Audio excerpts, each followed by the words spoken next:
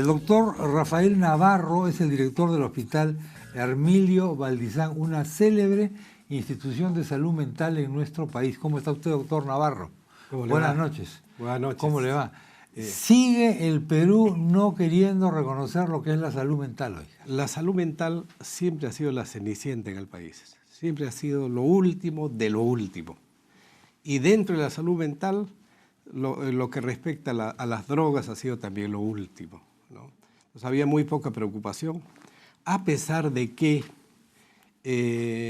se han adelantado mucho sobre las normas, sobre las leyes pertinentes. Tenemos una ley de salud mental muy avanzada en este momento, que incluso los reglamentos de esta ley están prácticamente terminados, pero no se aplica todavía.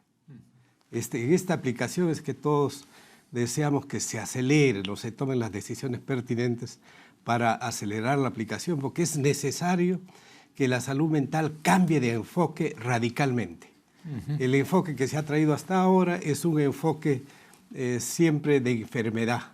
Sí, pues. O sea, siempre apuntando a la enfermedad, sí, nada más, cuando hay cosas muchísimo más importantes.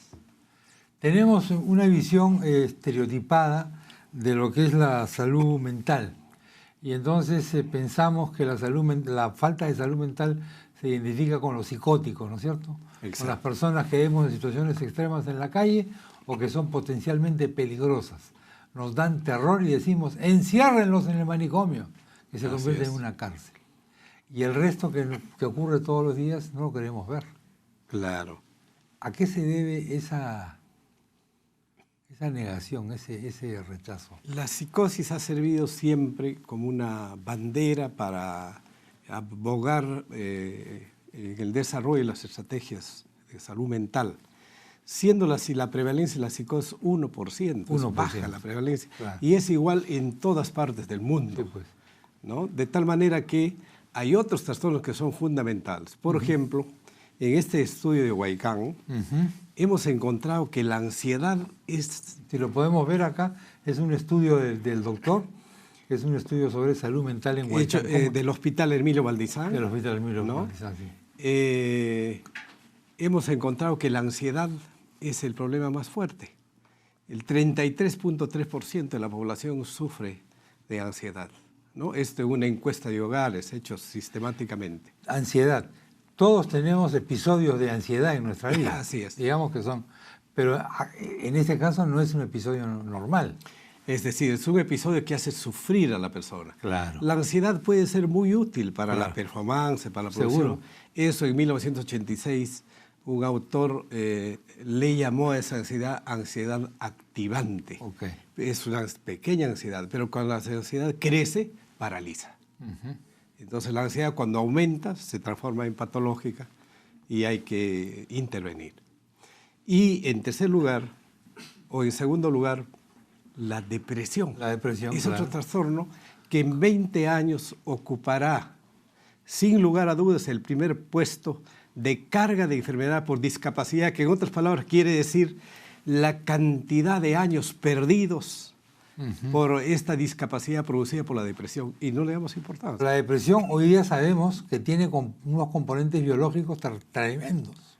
Tiene unos circuitos biológicos bastante claros desde ese punto de vista, y desde el punto de vista cognitivo se han aclarado también muchos aspectos. Siempre está relacionada la depresión, ya desde el punto de vista clínico, a pensamientos que se presentan en la mente y que tienen como significado pérdida, algún tipo de pérdida, de afecto, de dinero, quiebra, lo que fuere, y que los circuitos necesarios se ponen en acción para bajar nuestra autoestima, tener mucha tristeza, perder la esperanza, en fin, y finalmente pensar en terminar el suicidio. Con la vida, el suicidio. Claro.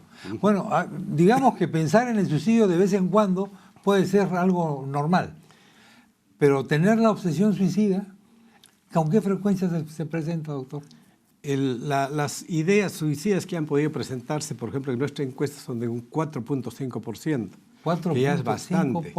Ideas de suicidio, ¿no? Ya. Pero sobre suicidios consumados no tenemos en este momento un dato preciso en esa zona. Dos hermanos sufren la misma pérdida. En este caso el padre o la madre, etc. Uno se deprime y otro no. Quiero decir, uno se convierte en un depresivo, uno a partir de ese episodio descubre que es una persona depresiva y el otro sufre, tiene tristeza por un momento y después no. ¿Por qué? Hay depresiones en donde el factor genético es sumamente importante, una depresión mayor. De tal manera que las personas que tienen este factor genético, muchas veces sin un factor desencadenante, pueden amanecer deprimidos y pueden hasta intentar suicidarse. ¿Y no saben por qué? En este caso, no sabrían por qué exactamente.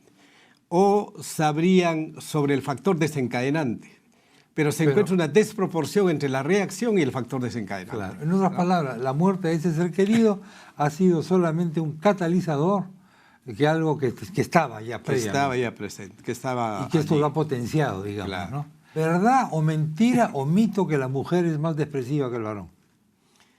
Y las encuestas han salido un poquito más depresivas. Pero no mucho No hay una más explicación muy clara de ello, pero la mujer está dirigida sus tendencias siempre hacia adentro, hacia sí mismas. El hombre es mucho más extrovertido.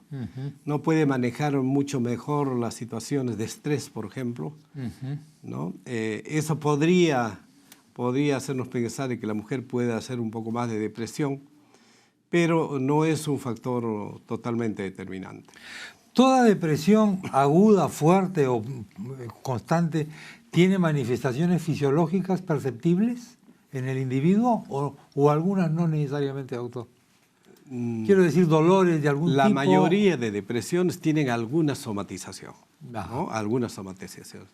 Incluso existe un grupo de depresiones que se presentan solo con somatizaciones. La persona no es totalmente consciente de las manifestaciones depresivas y por eso es que va al médico general. Seguro. En un trabajo que hicimos hace mucho tiempo en la residencia de psiquiatría, encontramos que los pacientes habían asistido, muchos de ellos, a 40 médicos diferentes y todos tenían somatizaciones. Cuando llegaron al hospital, finalmente se descubrió la depresión de fondo.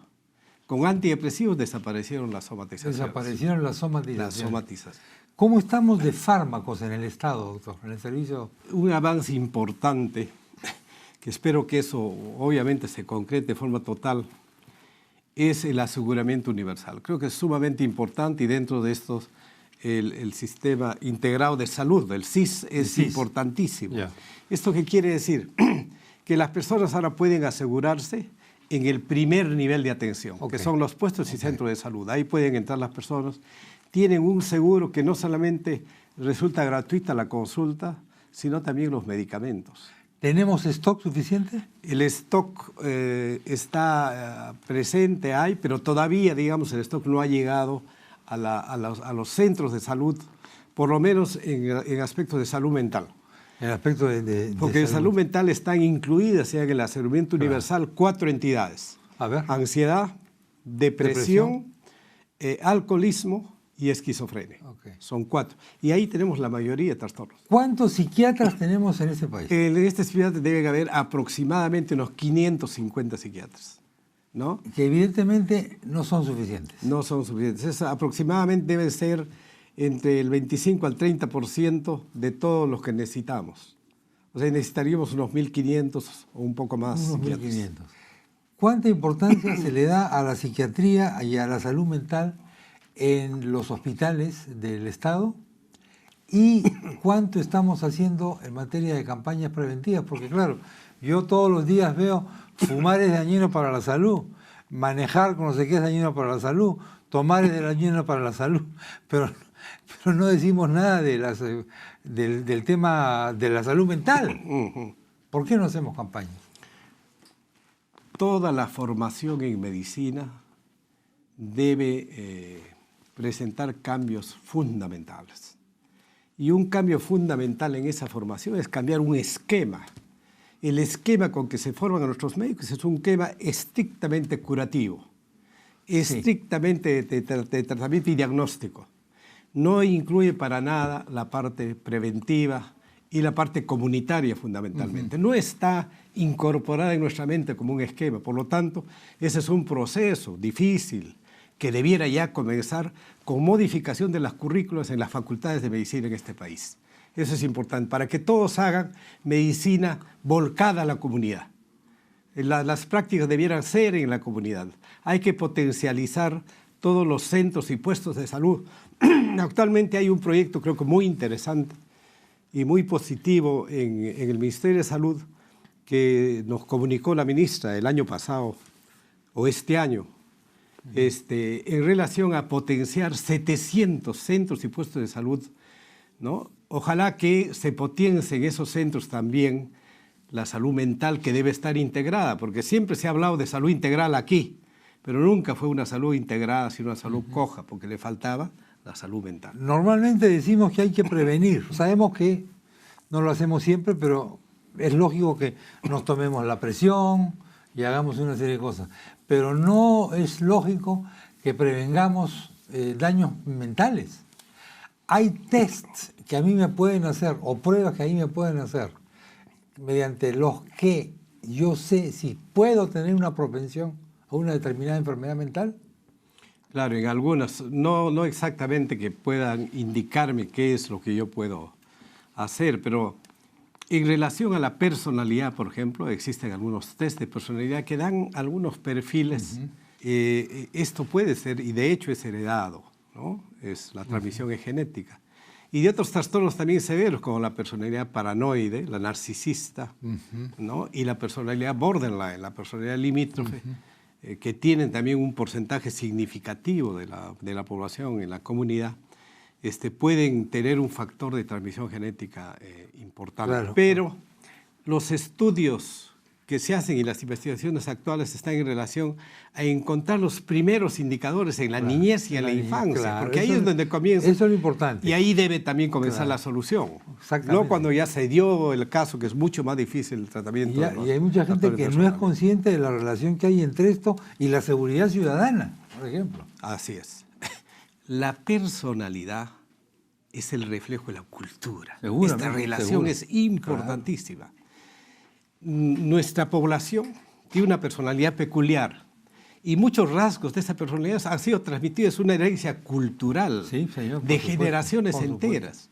Entonces, ahora nos vemos cómo la violencia está incrementándose enormemente en las calles, en los carros.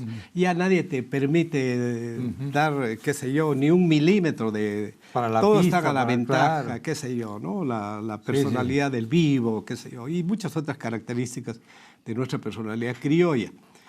Esa es herencia cultural. Sí. Estamos en una cultura. Y si a eso le agregamos este factor de valores y de corrupción, la cosa es bien seria y no queremos ver. Bueno, doctor, muchas gracias. Tenemos que hablar más a menudo de estos temas. Lo vamos a invitar con frecuencia al programa, doctor. Gracias, doctor. Muy amable. Muy bien, muchas gracias.